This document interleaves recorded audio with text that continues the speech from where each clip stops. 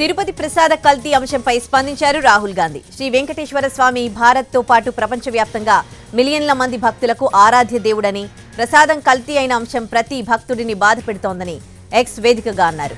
లడ్డూ కల్తీ అంశాన్ని క్షుణ్ణంగా పరిశీలించాల్సిన అవసరం ఉందని, అధికారులు మతపరమైన ప్రదేశాల పవిత్రతను కాపాడాలని కోరారు రాహుల్.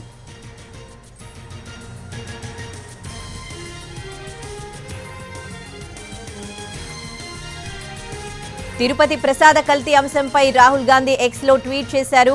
శ్రీ వెంకటేశ్వర స్వామి భారత్తో పాటు ప్రపంచవ్యాప్తంగా మిలియన్ల మంది భక్తులకు ఆరాధ్య దేవుడని, ప్రసాదం కల్తీ అయిన అంశం ప్రతి భక్తుడిని బాధపెడుతోందని ఎక్స్ వేదికగా పేర్కొన్నారు.